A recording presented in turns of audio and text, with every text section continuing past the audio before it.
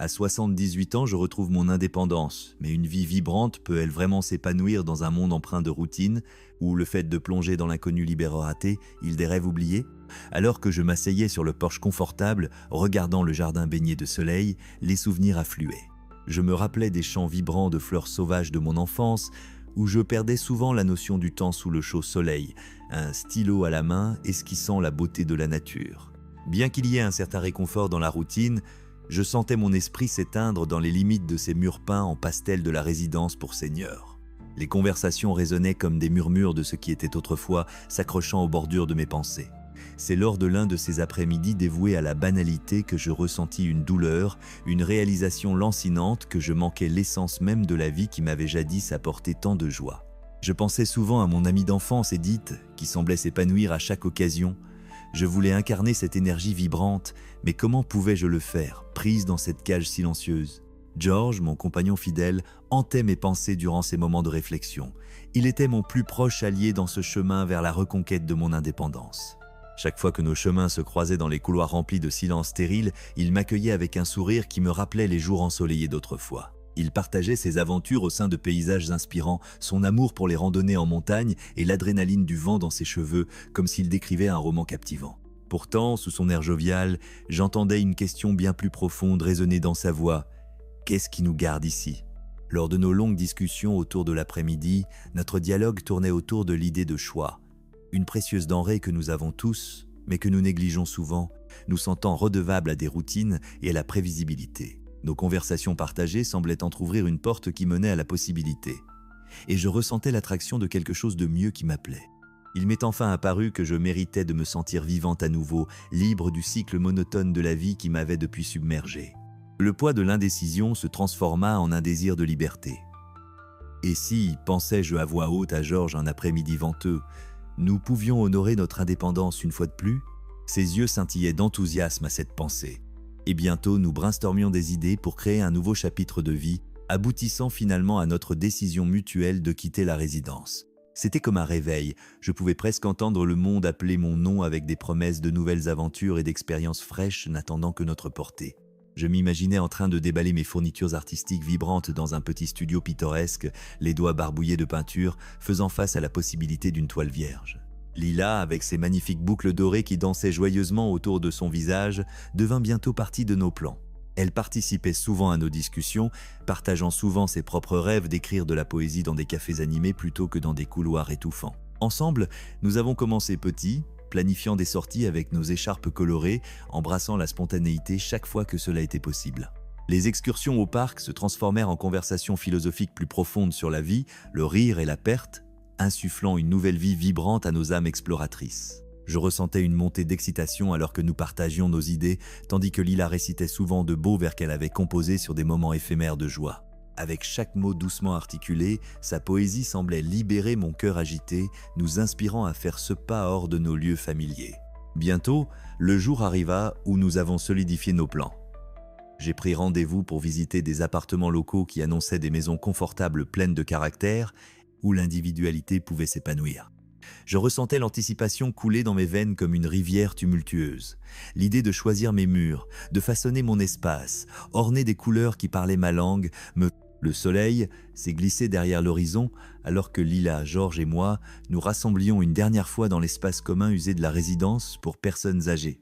C'était poignant, approprié, de dire adieu ici, entouré des vestiges de notre passé partagé. Les murs, autrefois résonnants de conversations étouffées et de secrets chuchotés, semblaient maintenant absorber la chaleur de nos rires. Nous avons évoqué les petites célébrations que nous avions vécues au fil des années, les lectures de poésie spontanée de Lila et les leçons d'histoire improvisées de George qui nous faisaient éclater de rire. Un pincement amer m'a traversé alors que les souvenirs défilaient devant moi.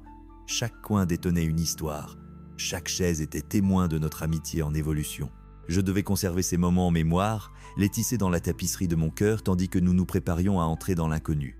À l'approche des derniers jours de rangement, je me suis retrouvé à filtrer mes affaires, réfléchissant à ce que je pouvais emporter et à ce qui pouvait rester derrière. C'était un processus plutôt libérateur, se débarrasser des babioles qui n'avaient plus de sens et embrasser les essentiels qui résonnaient avec mon esprit. Chaque toile ancienne que je croisais racontait un récit de rêves oubliés et de couleurs fanées, me poussant à avancer vers une vie vibrante une fois de plus. À chaque boîte que je remplissais, Je me sentais plus légère, tant physiquement que mentalement, mon cœur débordant d'espoir et d'excitation. George venait souvent, critiquant avec humour mes talents d'organisation et faisant des suggestions qui mélangeaient pragmatisme et humour. J'ai commencé à apprécier le rituel du rangement comme une métaphore de nos transitions. Nous avons soigneusement élaboré nos vies, choisissant ce qui nous accompagnerait dans ce nouveau voyage, et c'était extrêmement gratifiant. C'est lors de l'une de ces après-midi poussiéreux, chargés de boîtes, que j'ai compris la vraie valeur des connexions sociales et de la communauté. George a invité quelques résidents de la résidence à se joindre à nous, des personnes avec qui nous avions partagé des rires et des histoires, provoquant un chaleureux rassemblement rempli de départs empreints de mélancolie. Je me suis rappelé comment nos rires résonnaient à travers ces journées longues mais joyeuses passées ensemble. Les histoires émouvantes échangées, alors que nous partagions des boissons et des collations, ont souligné à quel point notre communauté avait été profonde. Leurs encouragements nous ont élevés, comme une couverture chaude enveloppant mon cœur, alors qu'ils exprimaient leur admiration pour notre saut vers une nouvelle aventure. Un voisin sage nous a surnommé le trio pionnier et j'ai ressenti une nouvelle motivation à embrasser le risque de l'inconnu, à honorer notre indépendance commune tout en portant ce flot de soutien dans nos nouvelles vies. Le matin de notre grand déménagement, le soleil brillait avec une telle vigueur qu'il semblait nous encourager. J'ai pris une profonde inspiration, ressentant l'anticipation électrique vibrer dans l'air frais autour de moi. Lila est sortie de sa voiture colorée décorée d'autocollants célébrant l'art et la poésie, ses cheveux bouclés rebondissant alors qu'elle me souriait. À ce moment-là, j'ai reconnu la puissance d'un ami soutenant qui vous défend à chaque tournant de votre chemin. George est arrivé peu après, prêt à naviguer dans le camion de déménagement rempli de nos essentiels, un sourcil relevé d'une manière familière comme s'il se demandait pourquoi j'avais apporté tant de plantes en pot. Avec un sourire, je l'ai assuré que chaque plante avait une histoire et trouverait sa place dans le nouveau sanctuaire que j'imaginais. Nous avons ri, tous les trois portés par un sentiment de liberté électrique, la promesse de nouveaux commencements nous attendant. Dans notre nouvel appartement, l'odeur de la peinture fraîche se mêlait à l'arôme léger des ciels ouverts, me remplissant d'excitation. Je me tenais sur le seuil un moment, absorbant la lumière qui filtrait à travers les grandes fenêtres tout en s'ouvrant à des possibilités infinies, une toile vierge désespérée d'une nouvelle génération d'histoires. Les murs avaient besoin de couleurs, et je devais réapprendre à laisser ma créativité s'épanouir librement sans contrainte. Lila m'a aidé à choisir des éclats de peinture. Alors que je versais la première tasse de café dans ma nouvelle cuisine, le soleil du matin filtrait à travers la grande fenêtre, éclairant le petit espace mais confortable que j'avais imaginé comme mon sanctuaire. L'arôme flottait dans l'air, vivifiant mes sens et élevant mon esprit. Je pris un moment pour apprécier la façon dont ma chère théière, maintenant nichée parmi des mugs nouvellement acquis, reflétait ma personnalité et ce qui était vraiment important pour moi, mon amour pour le confort et la chaleur. La familiarité apaisante de mon rituel matinal signifiait le début d'un nouveau chapitre, rempli de possibilités plutôt que de contraintes. Ce simple acte ressemblait à une déclaration exaltante d'indépendance, une petite victoire pour me propulser en avant alors que je m'installais dans cette nouvelle communauté vibrante aux côtés de George et Lila. Déterminés à embrasser notre indépendance nouvellement acquise, nous avons chacun fixé des objectifs pour la semaine. George était impatient de redécouvrir ses anciens clubs d'ingénierie et de renouer avec la communauté. Il partageait des histoires de conception de ponts complexes et de merveilles technologiques tout en racontant ses anecdotes captivantes sur les personnes qu'il avait rencontrées. J'aimerais voir si la fortune peut s'acheter avec la connaissance. Hâté, il rit, nous faisant sourire à l'idée de nous inscrire à tous les ateliers locaux disponibles dans les environs. Lila était enthousiaste à l'idée de rejoindre un cercle de poésie locale, un sanctuaire pour son esprit où elle pouvait tisser des vers inspirés par la beauté de la vie. Nous avons tous promis de nous soutenir mutuellement alors que nous trempions nos orteils dans ce nouveau rythme, désireux de tisser des liens et de découvrir les joies cachées dans notre nouvel environnement. Au cours des jours suivants, lors de la première réunion du club à laquelle George assista, j'entendis des extraits de ses conversations enthousiastes. Je pouvais l'imaginer, pilier de sagesse parmi des débutants aux yeux brillants, armé d'une richesse de connaissances et d'un humour attachant. La façon dont il interprétait les principes d'ingénierie à travers des anecdotes personnelles réchauffait mon cœur lorsqu'il revenait plein d'histoires sur ces interactions. Vous n'allez pas croire à quel point ils étaient enthousiastes à propos de mon idée de conception de pont durable, s'exclama-t-il, les yeux étincelants d'une énergie contagieuse. En le voyant s'épanouir dans ce nouvel environnement, je réalisais que l'indépendance pouvait s'entrelacer avec la camaraderie, amplifiant nos expériences collectives. Le club était devenu plus qu'une simple communauté, c'était devenu une bouée de sauvetage où George pouvait redécouvrir son essence, savourant la camaraderie des passions partagées.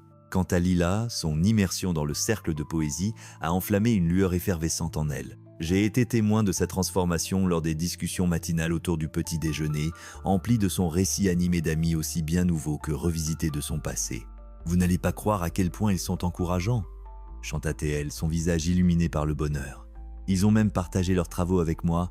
Je pense que je vais lire l'un de mes poèmes la semaine prochaine. Vous pouvez imaginer ?» Son enthousiasme m'a poussé à fouiller dans certains de mes restes créatifs aussi, réfléchissant à la façon dont je pourrais contribuer à ce réseau florissant. Encouragé par le feu de Lila et la camaraderie nouvelle de George, j'ai commencé à composer des pièces qui racontaient nos histoires partagées, des pages remplies de nos rires, de notre résilience et nos triomphes qui nous liaient plus fortement dans cette aventure de redécouverte. Cependant, tout n'était pas rose et sans nuages. Les luttes quotidiennes faisaient inévitablement leur apparition, nous rappelant que nous forgeons un nouveau mode de vie. La première sortie au supermarché que j'ai tentée fut d'un chaos écrasant, me laissant me débattre avec des choix face à l'inconnu de nouvelles marques et spécialités locales. Alors que je me tenais devant une étagère géante remplie de confitures et de gelées, je réalisais à quel point le monde était devenu petit, mais il y avait quelque chose de libérateur dans ce choix. Saisissant l'instant, j'ai soigneusement sélectionné mes préférés, injectant des touches de familiarité dans mon nouvel environnement. Gérud, alors que le soleil s'enfonçait sous l'horizon, projetant une douce lueur sur notre salon douillet, j'ai ressenti une vague de gratitude m'envahir. L'arôme subtil des délicieuses pâtes de George persistait dans l'air, se mêlant en parfaite harmonie au son des rires qui remplissaient notre foyer. Ce n'était pas simplement un repas, c'était une manifestation de notre parcours ensemble, une célébration de nouveaux départs et un symbole d'amitié grandissante. Avec chaque fil que nous tirions de nos passés, nous tissait un tableau vibrant de la vie qui nous rappelait notre force et notre résilience. À ce moment-là, j'ai compris que cette nouvelle indépendance n'était pas isolée mais entremêlée aux histoires, rires et amours que nous partagions. Nous formions des liens qui s'étendaient au-delà des murs de notre nouvelle maison, nous appelant dans un monde plein de possibilités infinies. La semaine suivante, nous avons décidé de nous aventurer au-delà de notre petite enclave et de faire un voyage au centre communautaire local, attiré par le flyer que j'avais remarqué lors de l'une de mes sorties. Il annonçait une exposition d'art mettant en avant des talents de la région, promettant un après-midi de couleurs, de créativité et d'inspiration. J'ai ressenti un frisson d'excitation dans mon cœur. C'était une occasion de m'engager avec la communauté d'une manière qui résonnait profondément en moi. Je m'imaginais entouré de toiles qui reflétaient la vitalité de la vie, tout comme les couleurs que j'avais autrefois enseignées. En me tournant vers George et Lila, leur enthousiasme surclassait toute appréhension que je ressentais humainement, m'encourageant à sortir de ma zone de confort. Embrassons davantage d'aventures, mes amis. Prenons nos histoires sur la toile. Et je lançais, le rire dansant dans l'air alors que nous nous préparions pour une journée d'exploration et de connexion artistique. Arriver au centre communautaire a été une expérience palpitante qui a éveillé mes désirs d'expression créative. Les couleurs brillantes des œuvres qui ornaient les murs semblaient se tendre vers nous et chuchoter des histoires depuis leur surface, murgissant à plonger dans ma propre création. Je revenais à mes années d'enseignement où chaque éclat de peinture avait le pouvoir d'enflammer l'esprit et d'évoquer des émotions. En me promenant d'œuvre en œuvre, j'aperçus George transmettant sa sagesse à des curieux sur le génie derrière certaines installations et je voyais Lila se glisser parmi des groupes de poètes discutant de leurs travaux avec des yeux brillants. Au milieu de nos explorations, je suis tombé sur une petite toile qui parlait à mon cœur. Elle était audacieuse, vibrante et imparfaite, un reflet parfait de mon moi actuel. J'ai réalisé avec tendresse qu'accepter cette indépendance équivalait à éclabousser des couleurs vives sur la toile de ma vie, célébrant chaque coup de pinceau tordu. L'après-midi s'est déroulé magnifiquement, ponctué de rires, d'échanges vibrants et d'une joie à la fois présente et contagieuse. Pendant une pause, Lila a proposé une lecture de poésie spontanée sous l'édifice baigné de soleil du centre communautaire. Alors que nous nous installions sur des couvertures de pique-nique éparpillées devant un buisson de lilas en fleurs, quelque chose de magique s'est produit. Des compagnons âgés de tous horizons nous ont rejoints. Chacun a partagé ses propres vers, les mots coulant comme des rivières d'émotions. J'ai participé aussi, mon poème étant un hommage à la beauté que nous avions embrassée en redécouvrant nos vies et nos amitiés. N'est-ce pas cela l'indépendance ? Et je pensais, alors que chaque voix se mêlait, un chœur harmonieux célébrant la force trouvée dans la vulnérabilité et la connexion.